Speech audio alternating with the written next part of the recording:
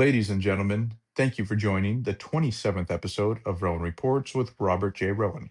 Today we have joining us for the third time now Dr. Howard Robbins to discuss the recently developing hantavirus and ways we can protect ourselves.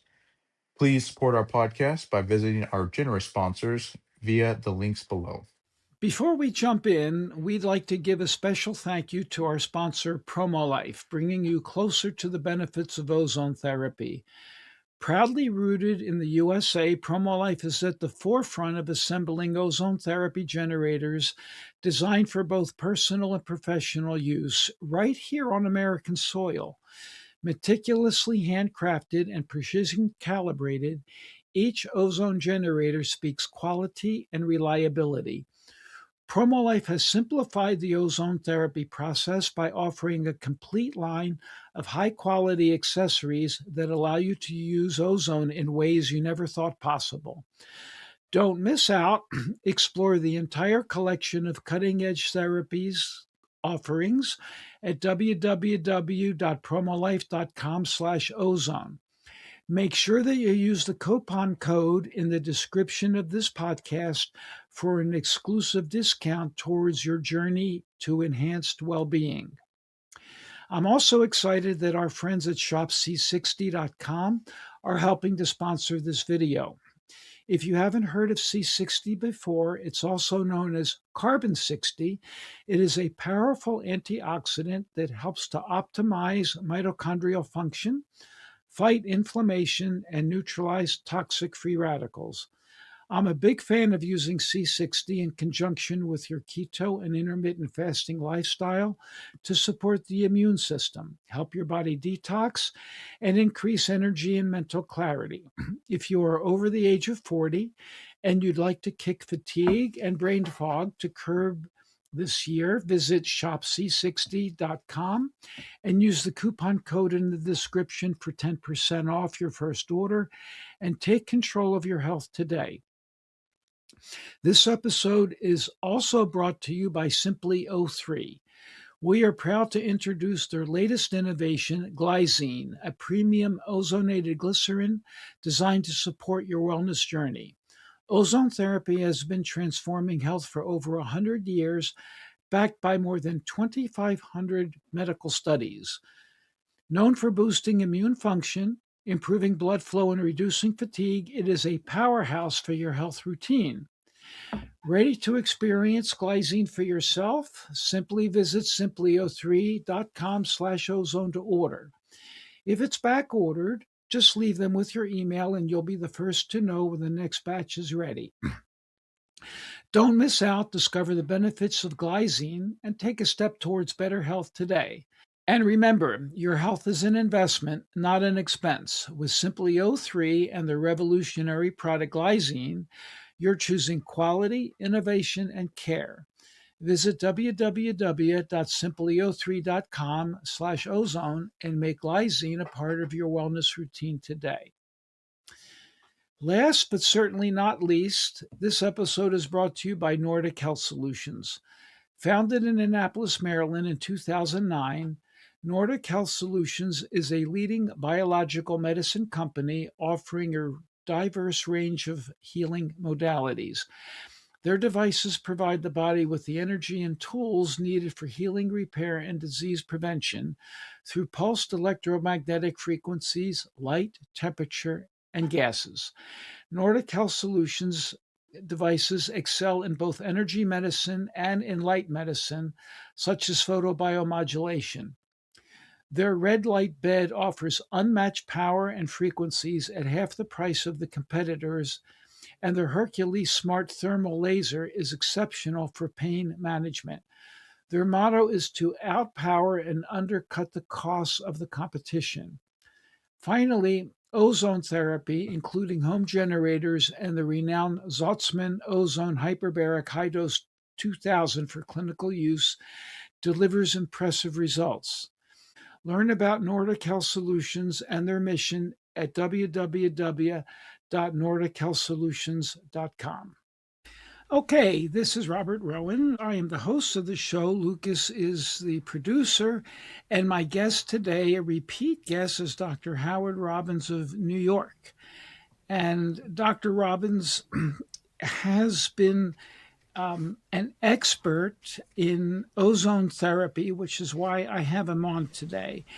He has done more ozone treatments than probably anybody alive, including me when I was a licensed physician. Howard's method, his main method, is direct intravenous gas, shooting gas directly into the vein. That's his primary method, although I taught him a method that to me is better. You get faster results, and he likes it. But why we're here is because there's an emergency in the world right now, and that's hantavirus. And I'll tell the viewer what I know about hantavirus. But Howard, what do you know about hantavirus? You were just saying it's spread by mice, and there must have been vermin on the ship. Well, it can be a very serious virus. It comes with a large percent, a potential mortality rate, 30, 40%. That's a very serious virus, straight up. Yes, without a doubt. Look, there are viruses that make you sick and wish you were dead, and then there are viruses that like HSV1 and 2, and then there are viruses that can kill you, like Ebola and COVID and Hanta.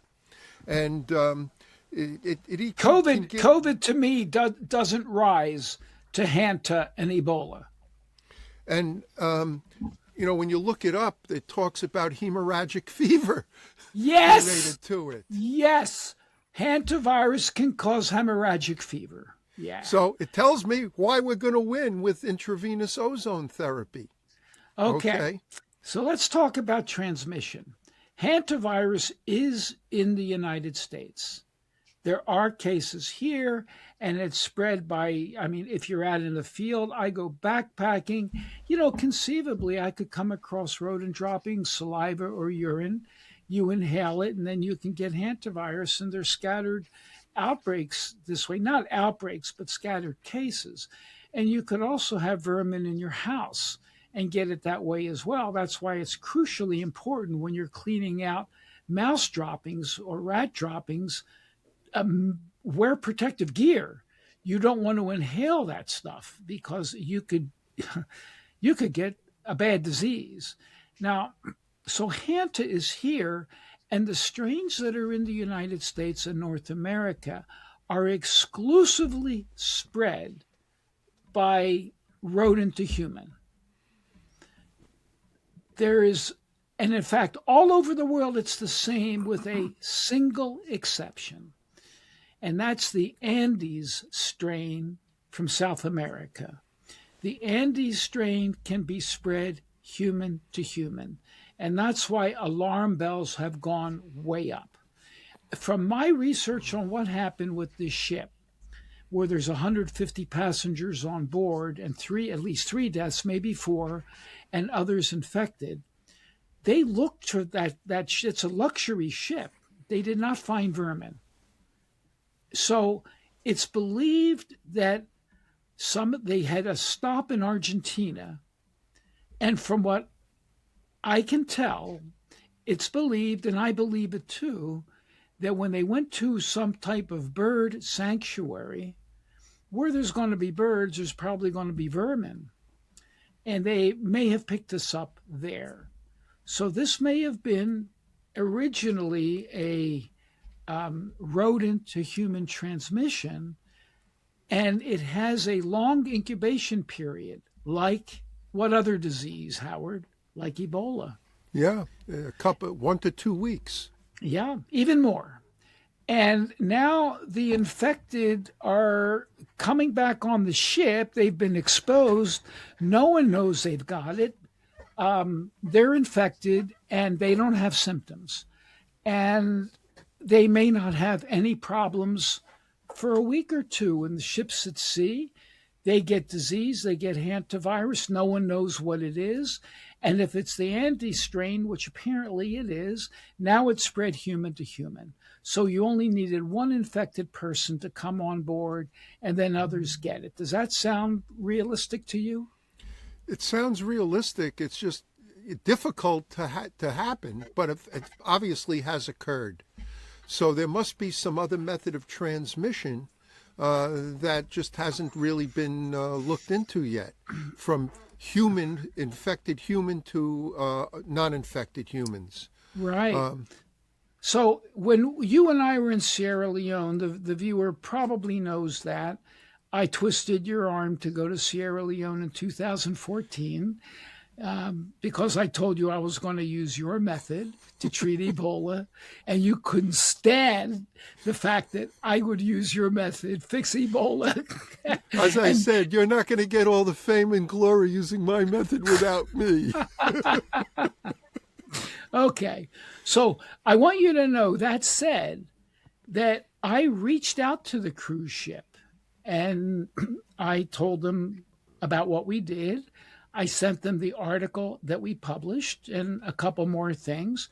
And I also reached out to Health and Human Services. And I was under the assumption that you would go, and you honorably said you would go immediately. And both of us would go. Neither of us would ask for anything. And initially I told the cruise line, all I ask for is expenses. I don't even care for expenses. I'll go and pay my own way. I know you would do the same thing. There's lives to be saved here, and a noble cause. So we, to review for our viewer, you and I went to Sierra Leone during the most worst epidemic humankind has ever known. More than 10,000 people died, and maybe more.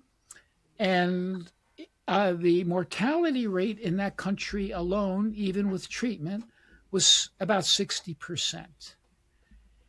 You Right. and I got there, and why don't you tell the story, because you left early, tell the story up to the time of your departure. Well, we had spoken, and and they can't get me annoyed anymore. Annoyed at me. I treated the president of Sierra Leone, Dr. Ernest Bai Karama, in his home. He was the first one to get the treatment, and when the word got out, apparently you're not supposed to tell anybody, but nobody said you're not supposed to. So he was in favor of us doing it. We went and spoke with the head of Ebola, the Ebola czar, as we used to call it here, Paulo Conte, who was a colonel and the head of the army there in the Ministry of Defense, but he was the head of the Ebola control in the country, and he gave us the thumbs up to go in and do it. And I left that night where we were all excited this was actually going to happen. The next morning, you went there with the doctor that we were working with, and none of the doctors that we had trained were at the Ebola Center. When you were telling everybody about what we wanted to do, they were all excited and getting lined up to get the therapy. And then a call came through from the Assistant Minister of Health, who said, don't do anything till you hear from the minister, who had been the Ebola czar, but because of the trouble he was giving, when we told it to the president immediately took him out of control. The president is in charge of all this.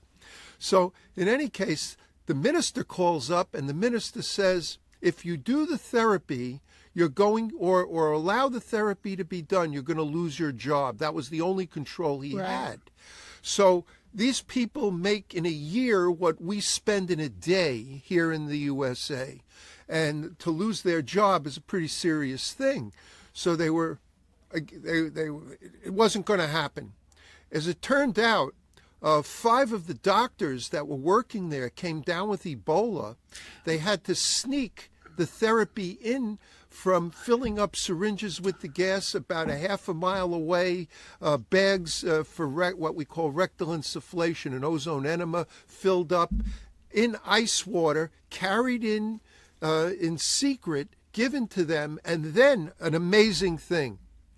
2 shots and the Ebola was gone. We thought it was going to be a horrible time trying to treat it. But apparently what makes the virus so deadly makes it extremely vulnerable to ozone therapy. The outside of the virus is completely coated in these sulfhydryl groups, these glycosides that ozone has it's a biochemical reaction. It has a marked affinity to punch holes in the protective layer outside the virus and then get into the virus itself, the RNA, and activate it, just like it does with polio and probably every other virus, and COVID for that matter. And therefore the virus can't replicate, and eventually it just dies off. I'm going to correct something for the viewer. I was there in that room, and I felt like I was punched in the gonads when that call came in. It was the most brutal event in my life. I had risked my life to go there, and I lost it. And I said, people in this room are going to die. And they would not allow ozone treatment on those who were infected. But all the doctors and nurses in the room, there were a lot of them lined up. They wanted it. One of the guys that I taught how to do, he stuck himself with the needle 3 weeks later, got symptoms 48 hours later. We got in touch with us. We said, go ahead with the treatment. He recovered, no problems. Another doctor got it. Two aides, not doctors, also got it and recovered. Literally, when I say literally immediately, here's what Ebola does. Ebola is like this, and for a couple weeks, you get nothing, and then you start getting a downhill just slightly, and then you crash, and then you have a 60% risk of death. Fortunately, we got to these people right as they were starting to go down, before they crashed, and they didn't go down any further. The process just stopped, and we got to a 5th one, and this was just amazing. This was the consort of the senior physician of the whole country, and he had just died of Ebola. He was in the hospital, and our team got to him and said, you want ozone? He was trained in Western medicine, which is the big problem in the world today. And he said, no, I'll wait for ZMAP. ZMAP was flown in for him. And while ZMAP was thawing out that night, he died. Well, his consort is locked up in her house with military guards at the door, so she can't get out because she's high risk. I mean, she's going to get it. He just died of Ebola. Obviously, she's going to get it. And she was terrified. And at the time, we did not know what her status was, but she scaled a razor wire fence in her backyard, got to our team, got the treatment. And when I wrote the article at the time, I didn't know that she was already symptomatic, but she was. She had a fever. And 2 years later, I got a handwritten, scrawled note sent to me from Sierra Leone, from her, handwritten, thanking. Yes. She says, I lost half my life, her consort, but I thank God that she had the ozone. So she lived. No one, 5 out of 5 cases of the worst disease in human history got better with our simple $2 method quickly. Now,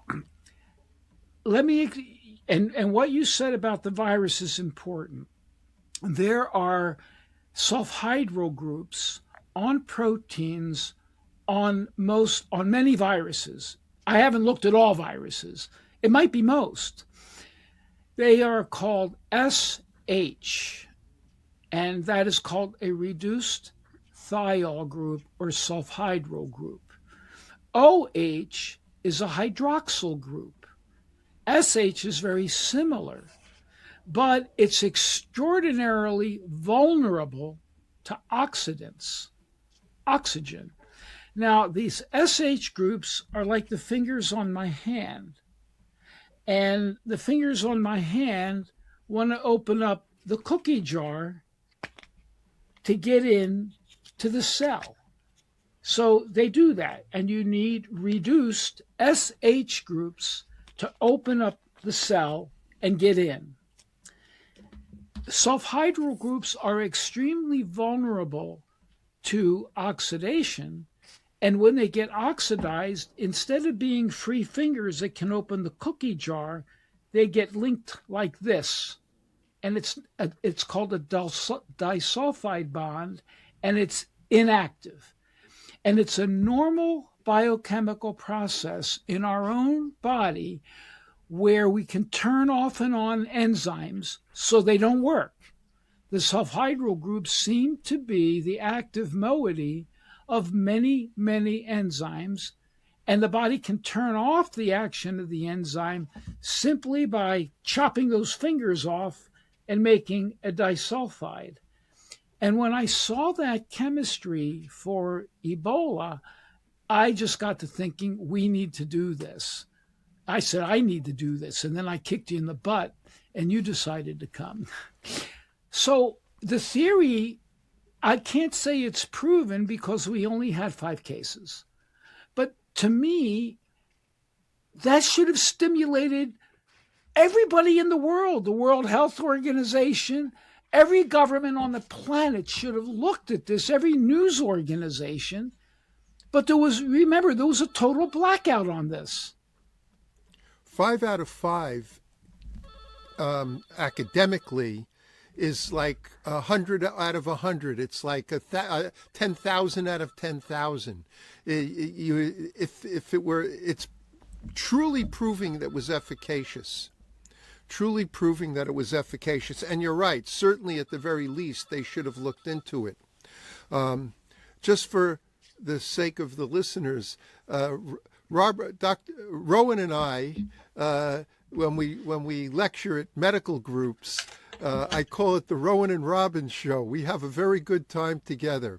And I want them to understand that academically, Robert is brilliant. I learned a lot from him. Clinically, I have an amazing clinical experience. We've done over 430,000 intravenous ozone therapies in my 35 plus years doing it, using most of the major methods. And so clinically, I've seen just about everything. And some viruses are harder to kill than others. You got to keep hitting it day after day after day. And if you hit it every single day, it doesn't have a chance to regrow, regenerate, and duplicate itself. And we get ahead of it and we win. Some viruses you don't have to hit every single day. They're the less deadly ones. And it just takes longer to fix and get rid of them. And you can even use the C word, cure, because there are times where we can make it so that the antibodies that are supposed to show that you've been infected with something, the IgG antibodies, are gone. And if they're gone, technically, you never had the virus in the first place. We've done it with HIV, from HIV positive to negative, with herpes viruses, including the Epstein-Barr, the mononucleosis virus, HSV 1 and 2. And we've seen what we can do now with Ebola and what we've been able to do. I've got to be... got to be careful with that. YouTube may take it down. The AI goes through it. You're not allowed to talk about C words on YouTube. Cancer and vaccination. I'm just going to say those words, but you're not allowed to speak about it on my YouTube podcast channel. They already took them down when I spoke about them. Wow. Before we jump back in, we'd like to give another shout out to our sponsor, PROMOLIFE, bringing you closer to the benefits of ozone therapy. Proudly rooted in the USA, PROMOLIFE is at the forefront of assembling ozone therapy generators designed for both personal and professional use right here on American soil. Meticulously handcrafted and precision calibrated, each ozone generator speaks quality and reliability. PROMOLIFE has simplified the ozone therapy process by offering a complete line of high quality accessories that allow you to use ozone in ways you never thought possible. Don't miss out. Explore the entire collection of cutting-edge offerings at www.promolife.com/ozone. Make sure you use the coupon code in the description of this podcast for an exclusive discount towards your journey to enhanced well-being. This episode is also brought to you by Simply O3. We are proud to introduce their latest innovation, Glycine, a premium ozonated glycerin designed to support your wellness journey. Ozone therapy has been transforming health for over 100 years, backed by more than 2,500 medical studies. Known for boosting immune function, improving blood flow, and reducing fatigue, it is a powerhouse for your health routine. Ready to experience Glycine for yourself? Visit www.simplyo3.com/ozone to order. If it's back ordered, just leave them with your email and you'll be the first to know when the next batch is ready. Don't miss out. Discover the benefits of Glycine and take a step towards better health today. And remember, your health is an investment, not an expense. With Simply O3 and the revolutionary product Glycine, you're choosing quality, innovation, and care. Visit www.simplyo3.com/ozone and make Glycine a part of your wellness routine today. So, I heard about this outbreak, believe it or not, on a conservative talk show where they were just talking about it serendipitously. I went online and there it was. And geez, this sounded really quite serious. Now, I'm familiar with hantavirus. We've never treated it, even though it's probably in the West where we are. We haven't seen it. So I did a little digging research on hantavirus and its lipid envelope. And guess what? It's loaded with cysteine residues, cysteine. That is the amino acid that carries the sulfhydryl groups, the thiol groups. And the research shows that it needs to be in the reduced state for infectivity. Isn't that interesting? Yep. Just like Ebola, just like polio, just like CMV, and a whole host of other viruses, this fits the picture. So it seems to me now, with Ebola, you and I were surprised at how fast they recovered. I was shocked. But what it tells me is, this suggests to me, and now I want to hear from you after I say it, it suggests to me that we're dealing with a finely tuned redox, oxidation reduction status. It's sort of like acid base. Most people understand there's acid base. pH 7 is neutral. Anything less than 7 is acid, and the lower it gets, the more acid it gets. Anything above 7 is alkaline, and the higher it gets, the more alkaline it is. So there is a redox number in the body, and I'm not sure whether it's 22 or 28 and actually what that really means. But our range can go up and down. I believe what's happening is that depending upon the oxidation state of the blood, if it's more oxidized, then the environment is more hostile to those reduced sulfhydryl groups because it has a higher, there's more oxidation potential to strip the hydrogen. It's an SH group, to strip the hydrogen off and create that disulfide bond, which inactivates it. So my own feeling is that Ebola was really redox sensitive. And if you put the blood or the system into a more oxidation stress, that its fingers couldn't handle it. And they were essentially chopped off and they couldn't get into the cell. And we've seen that with other viruses as well. And the research shows that this virus also has a requirement for reduced sulfhydryl groups. Did Lucas, you're a layman. Did I make myself clear to the layman on this? Yeah, I'd say, especially if anyone read your Substack, it'd be crystal clear. You explain it very well there too. Thank you. And I explained it really well in the African Journal of Infectious Diseases, where we published this. If you type in the word Rowen, Ebola, and ozone, it will take you to that article. And then I wrote a follow-up article on infection, and I gave an update on that fifth case that I just told the viewers here. So I think that ozone is the answer to this, to save lives. And it saddens me that still to this day, we're 12 years out from Ebola. The common press hasn't picked up on this possibility, and the authorities haven't picked up on this. Howard, comment on that, because it really makes me sick. Well, for the viewers who are listening to this, possibly for the first time and learning about it, they should know some basics. First of all, ozone is a gas. It's not a liquid. And when ozone enters your blood, it basically destroys every virus, fungus, yeast, mold, bacteria, parasite, toxin, harmful free radical, and will remove toxic metals from the body as well. This is what it does because they can't resist it. It's an oxidative process. And why it doesn't kill people is because in healthy cells in your body, you have various enzymes that protect you against oxidation damaging you.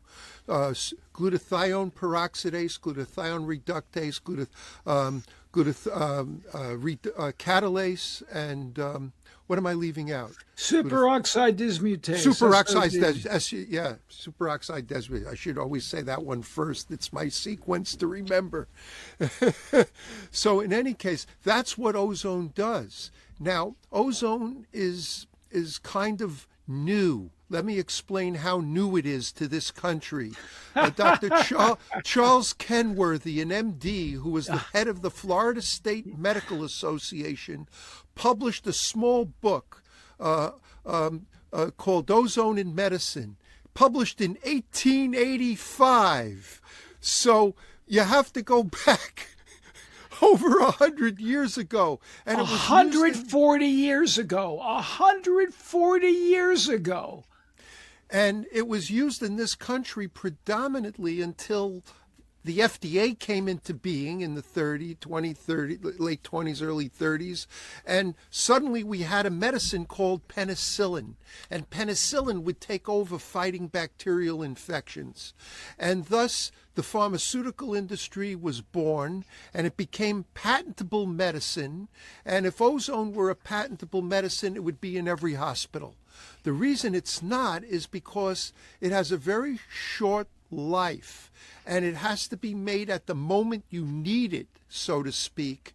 And because it's not sustainable that you can really put it into pills, though we do have, and I'm going to be, we should talk about ozonated glycerin capsules, which might actually have some of these benefits now. In any case, it can do things that no other medicine can do, which is one of its second problem, its versatility. It kind of sounds too good to be true.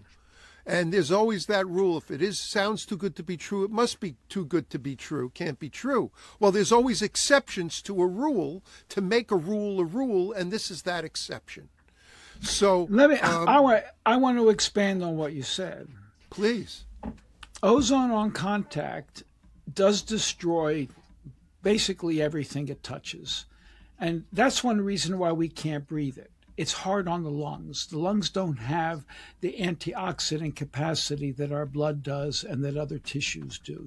So it is toxic to the lungs. And I make no bones about that.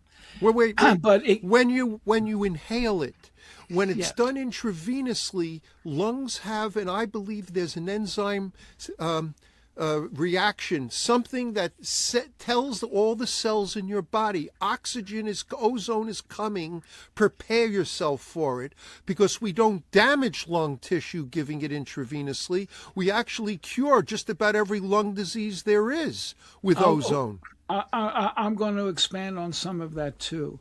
But we're talking about inhaling the gas. That's different than getting it any other way, because ozone is gone on contact with the blood.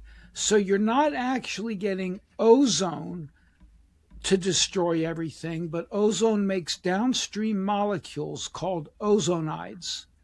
They're rich in oxygen and they're still reactive, but not nearly as reactive as ozone itself. They are the messenger molecules. They do the work.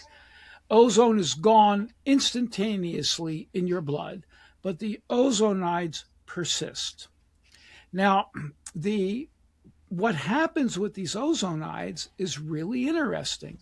And I credit Vilio Bacci and Silvia Menendez. Menendez was Cuba and Bacci was Italy, for giving us some basic research on this. Ozone stimulates the red blood cells to make something called 2,3-DGP, which causes the red cells to dump their oxygen on delivery in the tissues. Without 2,3-DGP, your red cells could go through the tissues loaded with oxygen, but what good is a train if it doesn't dump its cargo at the train station and it carries it away? So the presence of 2,3-DGP is important. Ozone also improves red blood cell flexibility. The red cell happens to be larger in diameter than the capillary.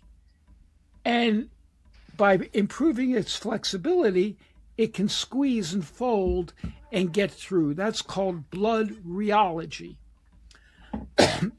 And the third thing dealing with oxygen is it improves mitochondrial oxygen consumption.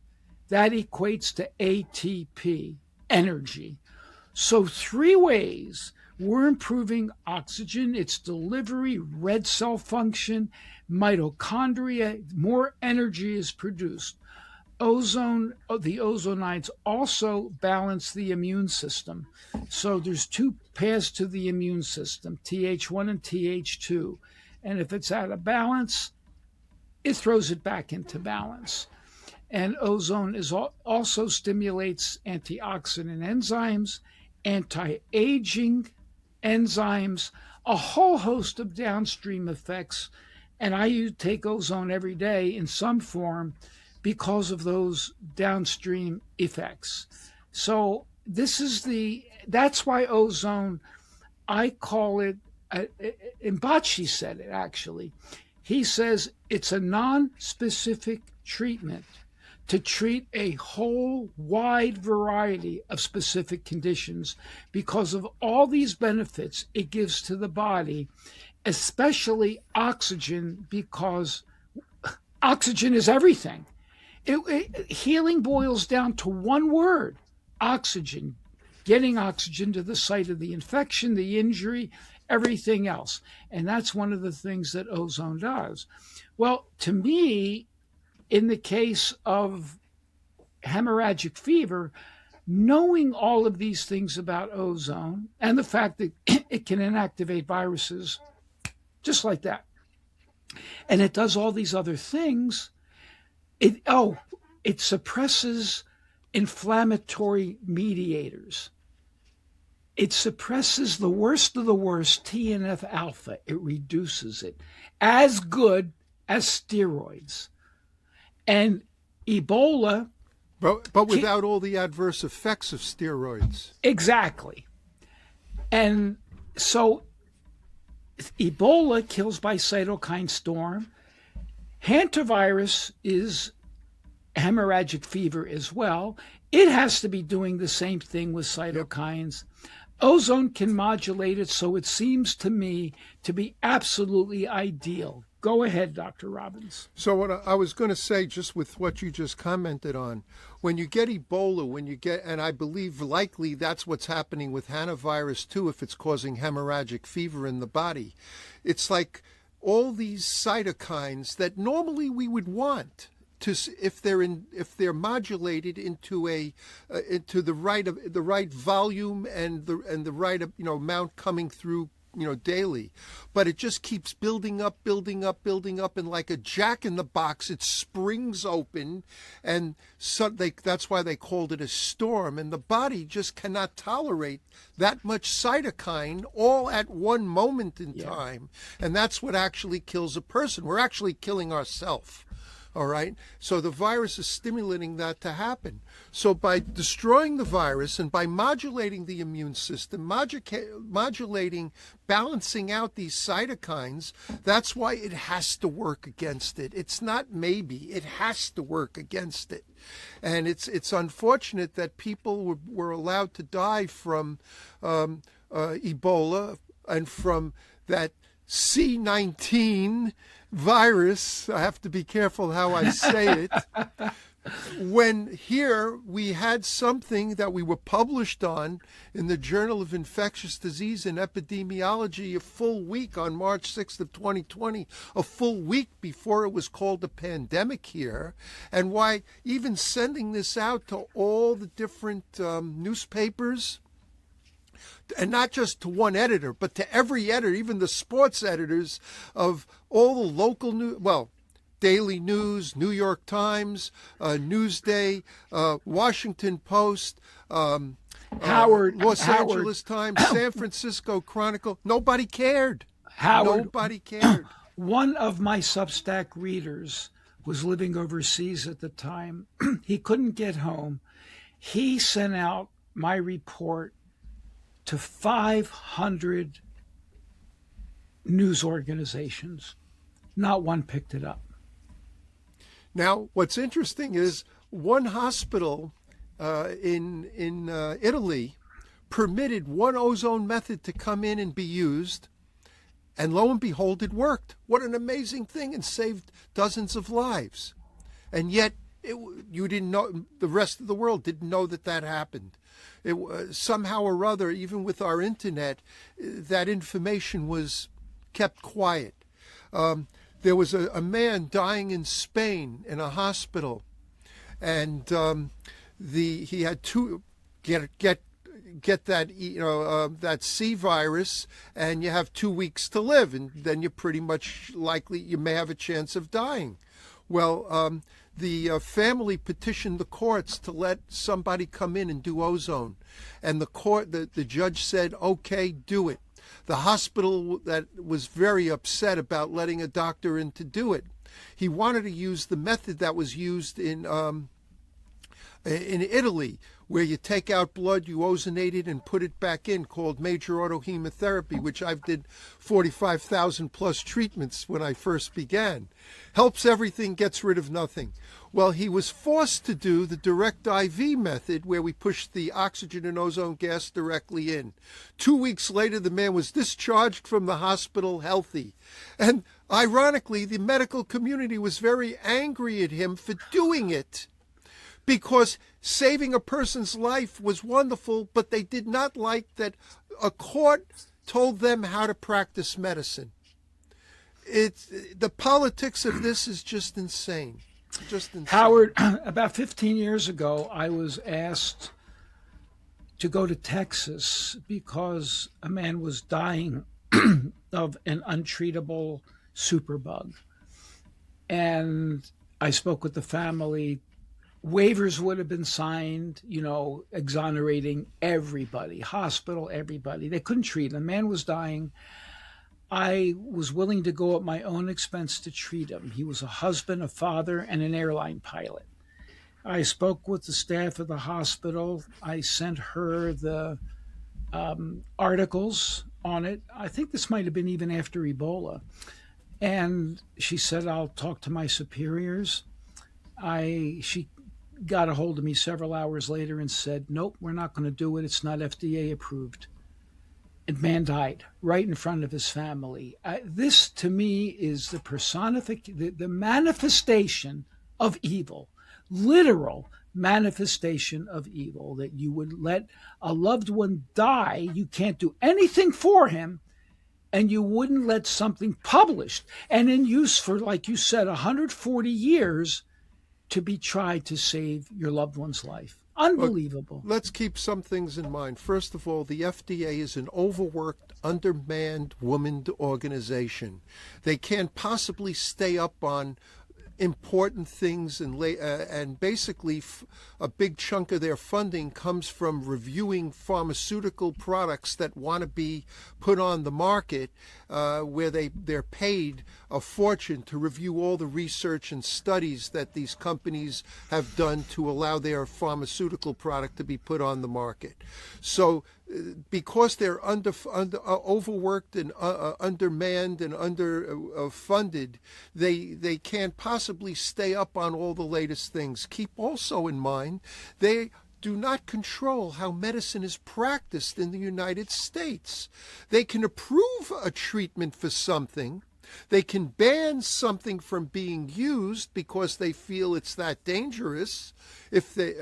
But basically, they can only ban it in interstate commerce. Their power lies in things moving between states. Exactly. And the states actually control what can and can't be done. And the good news is intravenous ozone therapy is legal in all 50 states at this moment in time, because there are no health codes or health regulations prohibiting it, which would be the only reason why a doctor can't do it in that state. And yet we're often attacked because we're practicing out of the standard of care, and that's all they want people to be treated with, is the standard of care, whether it works or not, or whether it works or not. That's important, whether it works or not. And there may not even be a medicine to treat things. They don't have a medicine to treat a virus. There are no antiviral medications. There are medications that try to suppress viruses in various ways, but there's no pharmaceutical that can destroy a virus. The only medicine that's proven to destroy viruses is ozone. Intravenous ozone therapy. It's been proven against polio virus. It's been proven against Ebola. Doesn't get worse than that. And virtually, while there aren't many papers published on viruses because doctors just don't publish that much on these things, virtually there isn't a virus we've ever seen that it can't work against. Flu virus, we knock it out. And flu kills. Now, oh, wait a minute. Flu virus. Stop for a second. Let's go back to what is it, 1915 or something in India. Tell them about what oxidative therapy did there when that virus was killing people around the world in the millions. Okay, I will tell them. This was published in The Lancet, believe it or not, major medical journal. It was published in either 1919 or 1920, and I do have that article. A British doctor in India was dealing with the influenza epidemic of 1918, which had a very high mortality rate. And if they got influenza pneumonia, the mortality rate was close to 50%. Untreatable. It's still untreatable. He gave them intravenous hydrogen peroxide, an oxidant. And actually, hydrogen peroxide is one of the mediators, one of the ozonides mediators downstream when you give ozone. He cut the death rate by 50% and published it in The Lancet. Why on earth didn't the world pick up on that? Because you're dealing at that time with literally a penny's worth of medicine, literally. Today, oh God, it might be 80 cents, 80 pennies worth of medicine to do the same thing. That was hydrogen peroxide. Now, we do have And by the something. way, when ozone enters your blood, it creates ROSs, what Robert was talking about before, reactive oxygen species, peroxides, peroxyls, superoanions, alkenes, alkanes, that go on to fight for a couple of hours after the ozone has been administered, including, and this is important for viruses, lipid oxidation products, alpha and beta interferon, okay, and interleukins 2, 6, 7, and 8, and tumor necrosis factor, which helps fight cancer. So it's creating chemicals, alpha and beta interferon, that also fight viruses very effectively, but natural in the body, natural, so you don't have all the adverse effects from the synthetic versions that have been created in a lab and then injected into you. This is natural induction, stimulating the body to do it itself rather than a chemical delivery of a single cytokine, which can throw your body out of balance. So, Howard, it's 2026, and we're in a different world. And now that British physician was, I believe his name was Lawrence Oliver, and there is a plaque dedicated to him somewhere for that accomplishment. Well, today we want to take care of people the best way we can, and many people cannot get ozone. However, there are ways that they can do it on their own, even if they don't have access to a doctor who does it. So we need to go over that, and we need to talk about home ozone methods, which include rectal ozone, ozonized water, drinking it, and ear insufflation, say through earmuffs like this, with a tube carrying the ozone up to the ear. One of our colleagues loves that method, and yet there's another method right now of getting oxidation to the body, which we'll close with, and that's ozonated glycerin. But I'd like you to elaborate on the other methods for the viewer, please, of ozone that they can do at home. Well, there's a bunch of them. First of all, there's special ozone saunas that you can buy for your home. All these are in the, not necessarily everyone can afford it, $1,000, $2,000, $3,000 range, but it's in that range for just about everything we're talking about. You can get an ozone sauna, and you can do it, get some ozone through transdermal, through your skin into your body. Small amounts, not the same as IV, but it can be beneficial. Rectal insufflation is probably the best way to go. It's simply an ozone enema. You wet your colon first. You first want a clean colon, so you may want to do a little enema, water enema first. Clean your colon, make sure it's wet, and then you fill up a bag with ozone at certain concentrations, and through a little tube that looks like a rectal thermometer, but it's made out of plastic and slightly oiled with vegetable oil. You insert it, and you can squeeze some in, and actually it's the portal artery that picks up some of that ozone and transmits it throughout the body. So portal vein. No, it's the portal artery. I said the same thing, but I looked it up. No, I know. You look it up and you'll see. I thought so too, but then I was corrected. It's actually the portal artery that picks it up.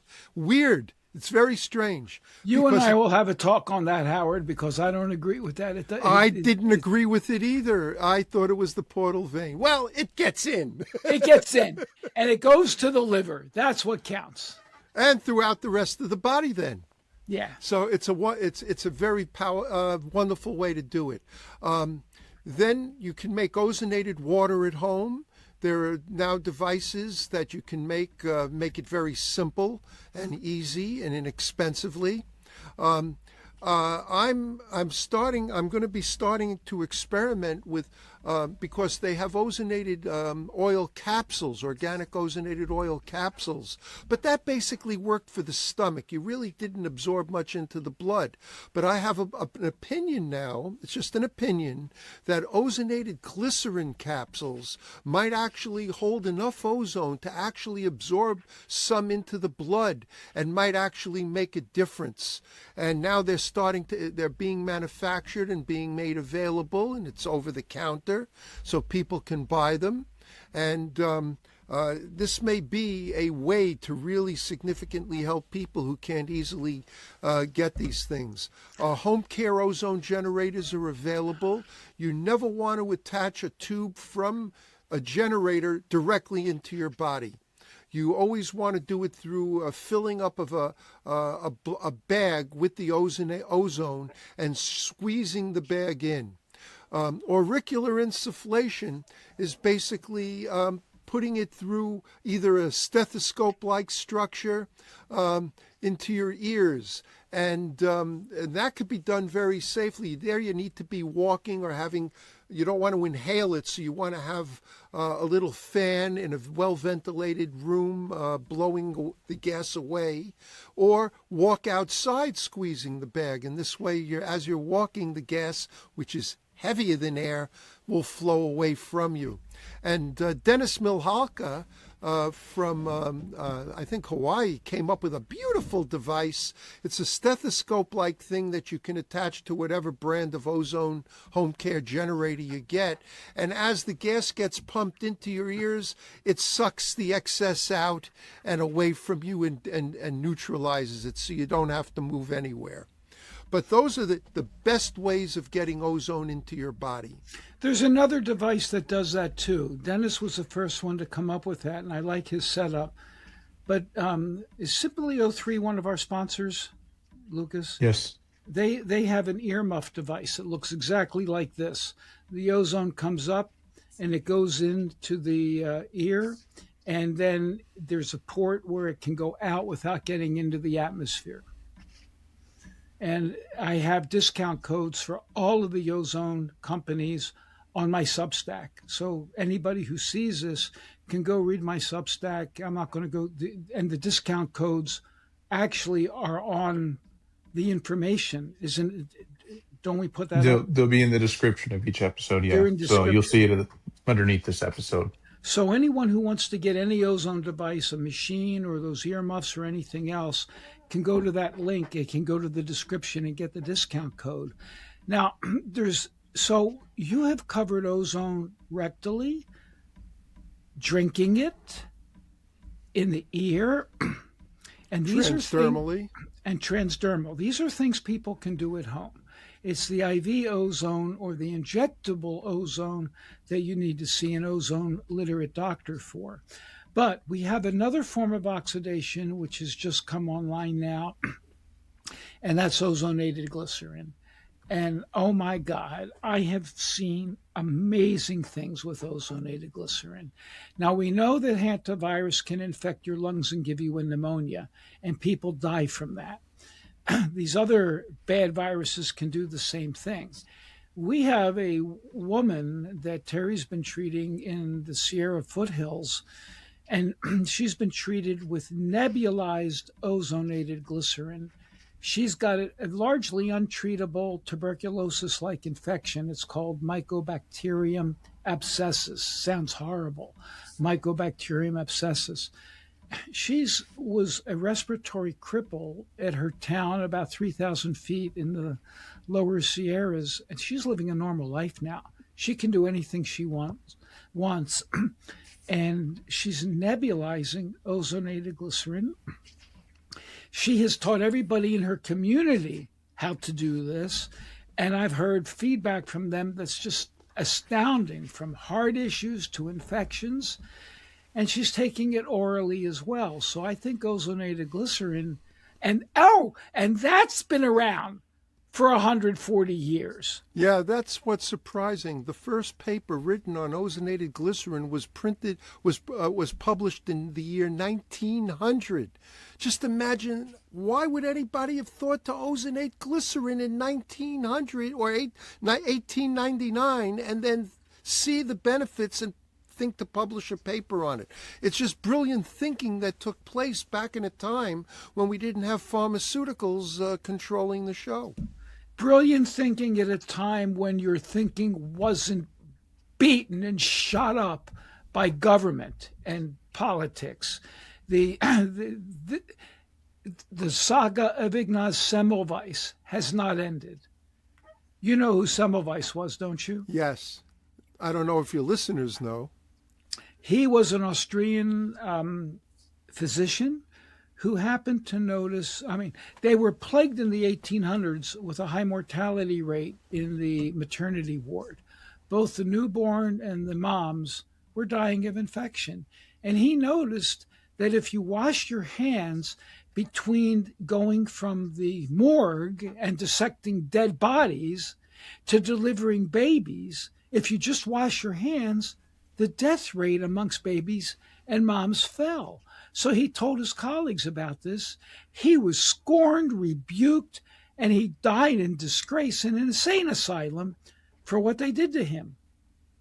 That's the Semmelweis saga. We have not learned our lesson. Well, Pasteur said the same thing and was denigrated by the Academy of Medicine in France, and then proved with that anthrax experiment microbes existed, and you're supposed to wash your hands before and after you treat someone. And yet today everyone knows of pasteurization and things. It's standard, it's standardization in the way we live and think. We don't even think twice about it. But these are people. It happens that in medicine, unfortunately, some very important things, because of control by big pharma and money. It's all about money, power, control, and money. It didn't end. Want to suppress things that are so important. Hasn't ended. It happened to me too. But we're not going to get into that. I want the viewer to know, I think everybody should be prepared for epidemics, pandemics, even if it's not a pandemic, even if it's a flu infection, even if it's a local thing that's going around, or you just get something. I think an ozone machine is a must-have for a family. And if you don't want to get an ozone machine because it costs $1,200 or so, at least have ozonated glycerin around. I think that it can do, and you said it yourself, you may get as much ozone through oral ozonated glycerin as you might get in an IV. What do you think? It's possible. We have to start using it and experimenting with it, so to speak, to see if it enhances what we do and if we get faster results. And then there are people that we can just give it to. I mean, I take it with me on every trip that I go on now. I don't leave home without it. My you-know-what card and ozonated glycerin. Right. I'm the same way. I take it with me, too. And I don't take enough that it will be seized at the airport, but I have enough that will last me at least a week, if not more. Yep, absolutely. We did leave out one thing that we can do in the office for people who are very fearful of getting, even though we can use little itty bitty needles for ozone intravenously, is HOCAT or HOCAT, however you want to talk about it. It's a big device that you get into, your head sticks out. It's not a device, it's a sauna. Well, it's a sauna, but it does 8 different therapies, not just one, at the same time. So you get transdermal ozone because of carbon dioxide gas that's opening up your skin circulation. So you get ozone transdermally, you're getting microcurrents, you're getting far infrared, you're getting photon light, you're inhaling oxygen all at the same time. All these things are happening, and it has an amazing healing effect when used correctly. Very good. It's transdermal through a steam sauna. Lucas, from the layman's perspective, do you have any questions, comments? Well, I don't think we really talked a lot about transmission of hantavirus. And I know with C19. If you didn't wear your mask and you stood within 6 feet of people, you got C19. And listen, that 6 feet of people in mask was BS anyway, and I think you know that. Oh yeah. So Oh yeah. I think it has to be through some kind of contact. Yes. Okay. No. Remember, there's different strains. All of them have a high degree of lethality. The American strain in North America, you have to get directly from rodents.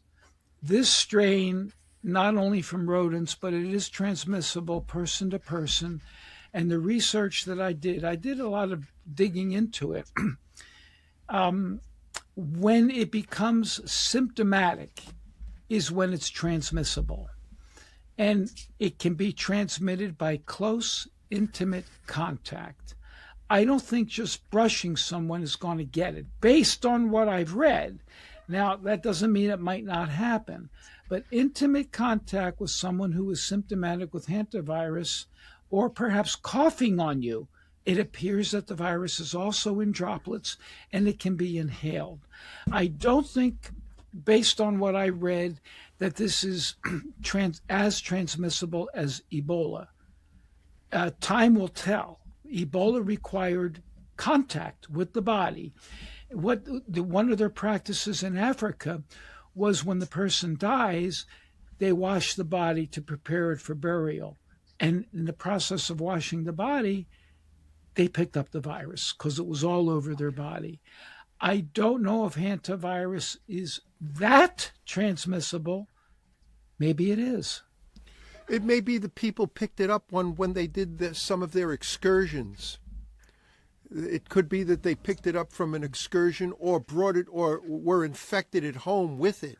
A lot of people who live in rural areas, or even in, suburban areas, can have mice and everything, field mice come into the house and that might be infected and leave things and not even realize it, and not clean up what, the waste that they're not even certain what it looks like, little teeny pellets. They may not even realize what they're touching or coming in contact with. The ship did stop in Argentina. So it appears to be the Andes strain, so it appears that it was brought on board the ship by an infected person. That's my take at this point. Yep, that's basically all that you can find out about it, is that Andes strain seems to be possibly communicated from person to person. But I believe it has to be with some sort of real contact with fluids of some kind. Yeah, I think so too, or somebody coughing on you directly. Yeah.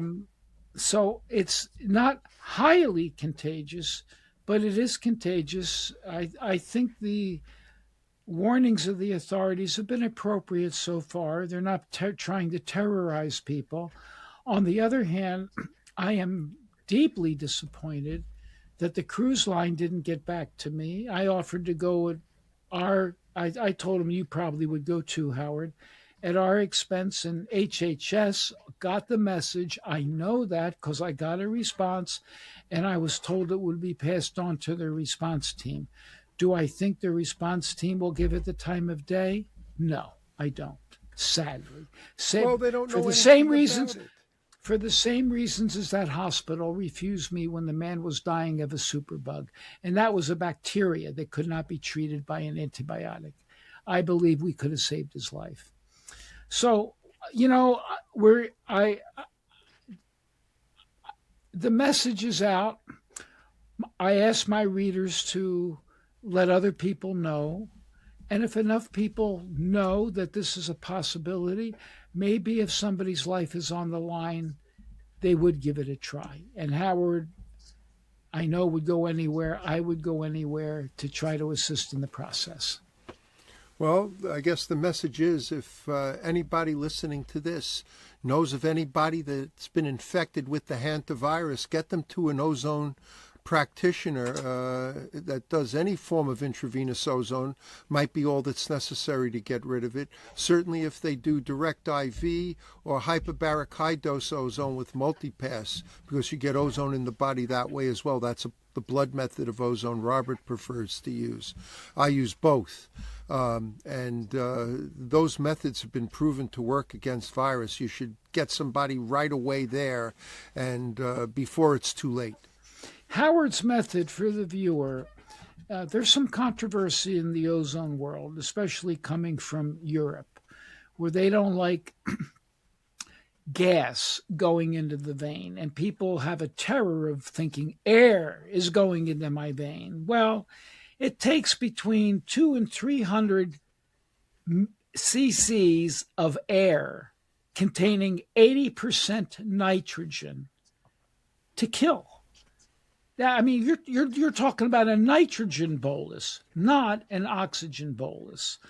Ozone given intravenously is oxygen. It's 100% oxygen atoms, with 5% being, or less than 5%, maybe 1 or 2% being O3, and the rest of it being O2, which is what we breathe out here.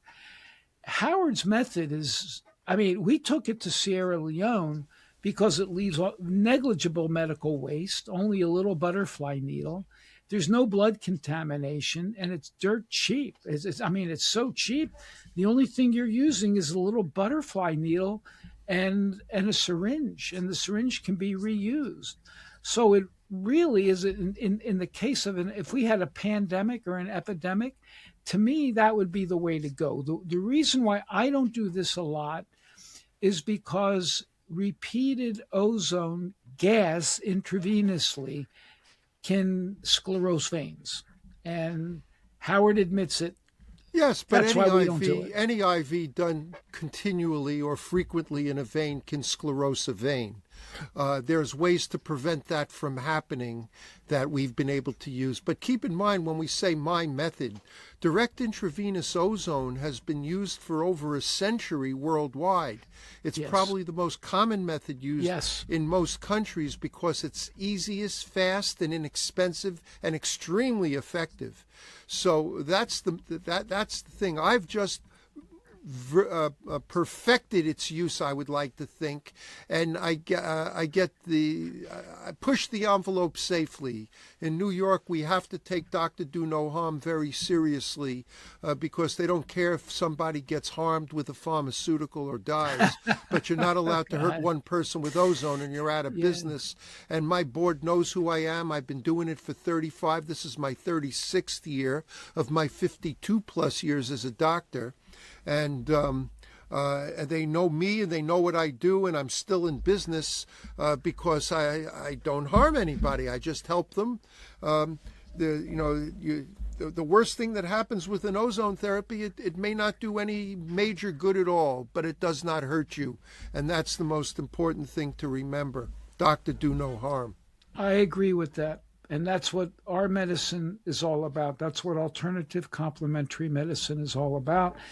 And that's why I've been in this field for as long as I have. I started doing ozone. I've done ozone longer than that guy, Robbins. I started in 1986 with the very first treatment. It changed my life totally.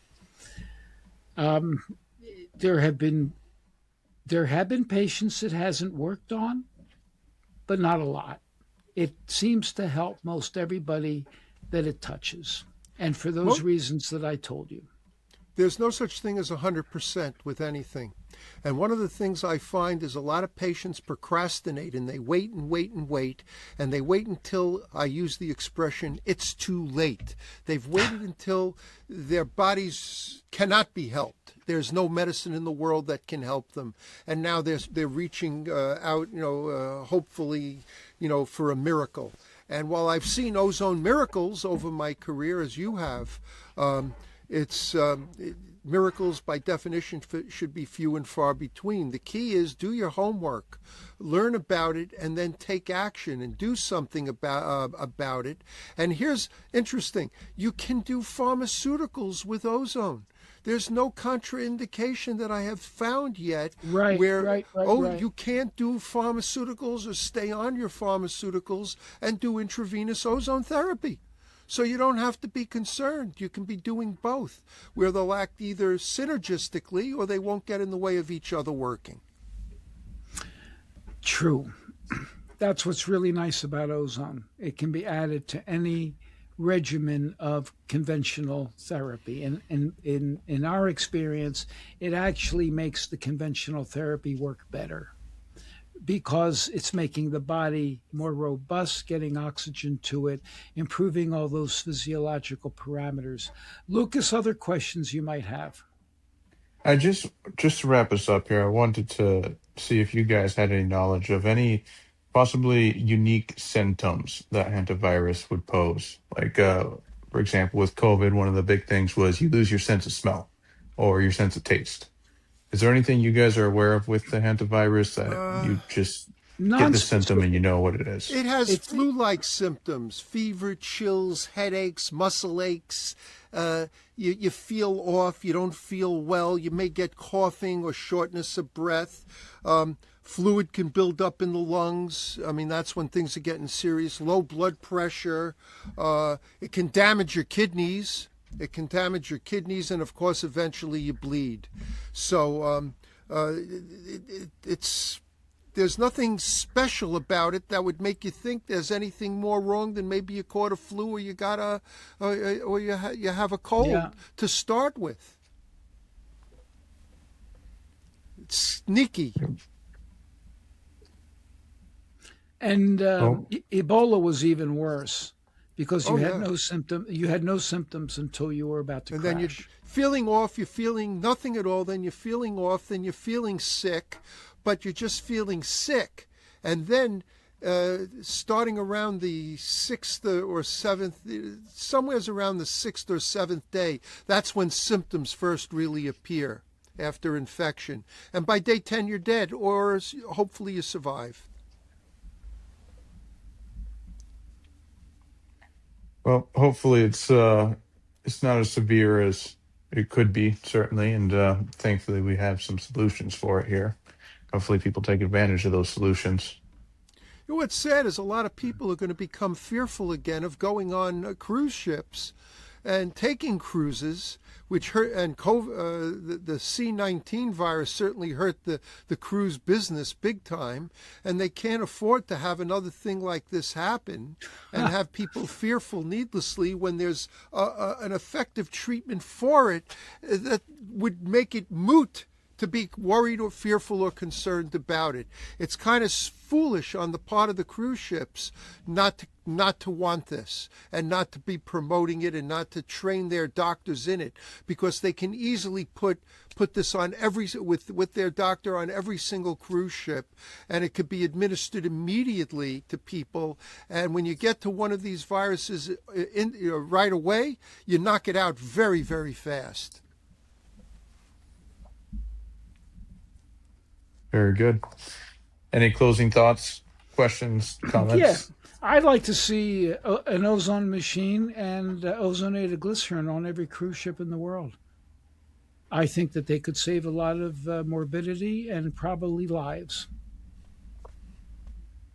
Big Should be Pharma's not going to like that. No. It should be standard of care medicine. Well, it's not going to stop Big Pharma because Big Pharma has nothing for virus. If they had something for virus, that would be competition, okay, but they really don't. Yeah, They but don't have Howard, the anything. problem is if you had this out and it was fixing viruses and people were getting better, and then the doctors realized, hey, we can treat bacterial infections with this and other infections. Yeah, pharma's going to get hurt pretty bad. That's what we're dealing with. We're Well, dealing with a system. We're dealing with a system that doesn't care if you live or die. It is farming you, PHARM. It is farming you for profit. And it doesn't matter whether you live or die. well, And it matters to I- me. It matters Yeah. to us. It does. Very good. Howard, as always, Dr. Robbins, I want to thank you for being on my podcast. I always have fun with you when we do things like this. And It is my pleasure. I thank you for your wisdom. It is my pleasure. I thank you for having me and being able to be had at my age. Yeah. Good. Before we wrap up, a quick shout out to our sponsor, Simply O3. If you haven't checked out their latest innovation, glycine, now is the time. This premium ozonated glycerin is designed to boost immune function, improve blood flow, and reduce fatigue, all backed by over 2,500 medical studies on ozone therapy. Don't wait. Visit www.simplyo3.com/ozone to order glycine today. And if it's back ordered, just drop your email to get notified when the next batch is ready. Your health deserves the best, and with Simply O3 and glycine, you're on the right path. Start your wellness journey now at www.simplyo3.com/ozone. And before we go, a big thank you to our friends at shop60.com for sponsoring this episode. If you haven't heard of C60, also known as Carbon 60, it is a powerful antioxidant designed to optimize mitochondrial function, fight inflammation, and neutralize toxic free radicals. I'm a huge fan of pairing C60 with a keto or intermittent fasting lifestyle to boost your immune system, support detox, and sharpening your mental clarity. And if you're over 40, this could be your secret weapon to kick fatigue and brain fog to the curb. Head over to shopc60.com and use the coupon code in the description for 10% off your first order. Take control of your health and energy today. Shop c60.com now.